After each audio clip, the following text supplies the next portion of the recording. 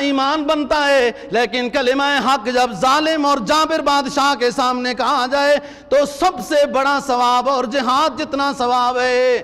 یہ ظالم بادشاہ کے سامنے اعلان کر رہے ہیں کہ تجھے دنیا کی حقیقت سمجھ میں نہیں آئی، ابھی اپنے کر و فر میں مدہوش ہے، ہمیں چند لمحے طلب سچی تھی تو ہمیں دنیا کی حقیقت سمجھ میں آ گئی، آج ہم جا رہے ہیں شہادت کی موت حاصل کر کے جا رہے ہیں، اور کل تو بھی اس کر و فر سے چلا جائے گا۔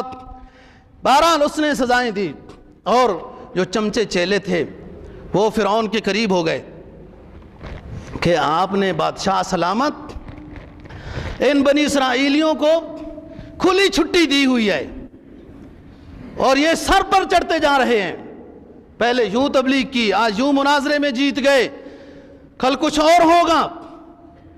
کہنے لگا کہ وہی پرانا حکم واپس کرتا ہوں، پرانے کسی جرنیل کا حکم ہوگا نا، فائل نیچے پڑی ہوگی، وہی واپس کرتا ہوں، تو ان کے بچوں کو قتل کرو۔ انہوں نے کہا بچوں کو قتل کرنے سے کیا ہوتا ہے؟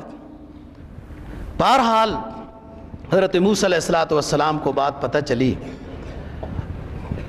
قال موسیٰ لقومہ استعینوا باللہ واصبروا ان الارض للہ یورثها من یشاء من عبادہ والعاقبۃ للمتقین۔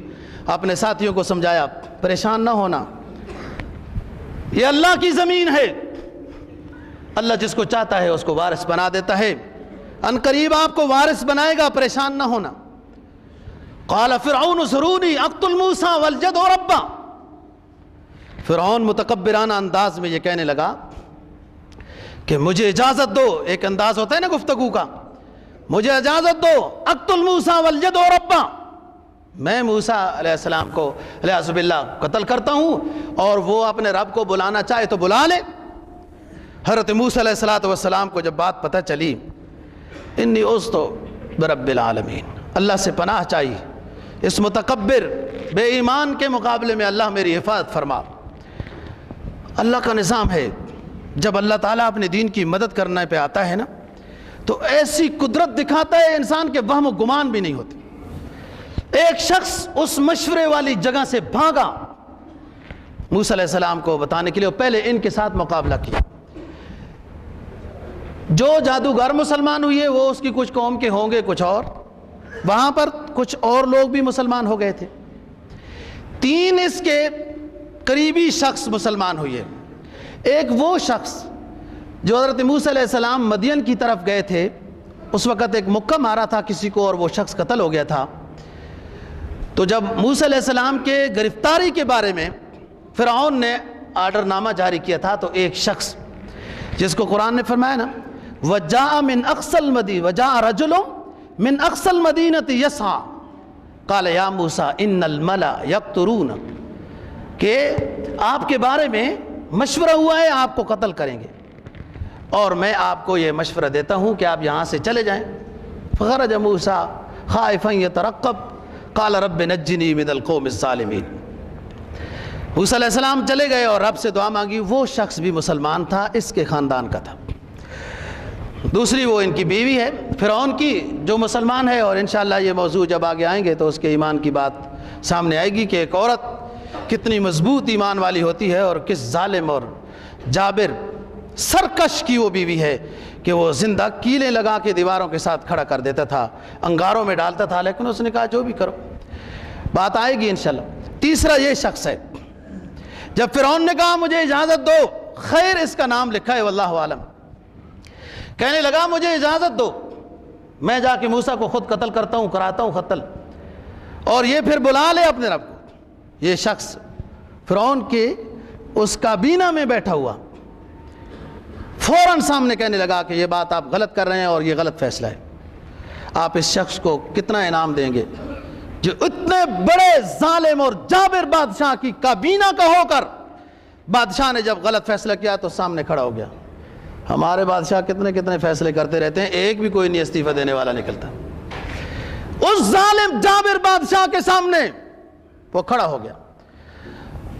وقال رجل مؤمن من آل فرعون يكتم ایمانه وتقتلون رجلا ان يقول ربي اللہ۔ وقال رجل مؤمن من آل فرعون يكتم ایمانا اتقتلون رجلا ان يقول ربی اللہ. اس ظالم و جابر بادشاہ کے سامنے فرعون کی اپنی کابینہ کا ایک مومن کھڑا ہوا جو آج تک اس نے اپنے ایمان کو چھپایا ہوا تھا. لیکن دوستو ایمان چھپتا نہیں ہے.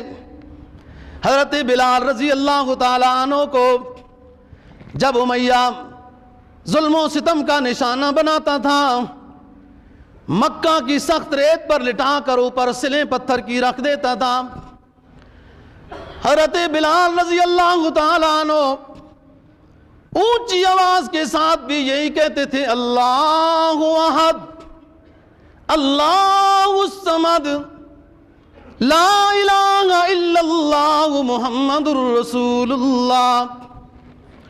کسی نے کہا بلال اجازت ہے اسلام میں، اپنے دل میں رکھو نا ایمان، اعلان کیوں کرتے ہو؟ آپ اعلان کرتے ہو، کلمہ طیبہ اونچا اونچا پڑھتے ہو، اللہ اکبر کے نعرے لگاتے ہو، اس لیے یہ مشرکین مکہ آپ کو مارتے ہیں. اپنا ایمان اپنے دل میں رکھو، جب اعلان ہوگا کہ اپنے ایمان کو ظاہر کر دو تو پھر ظاہر کر دیں گے. آپ کیوں اللہ اکبر کے اونچے نعرے لگاتے ہو؟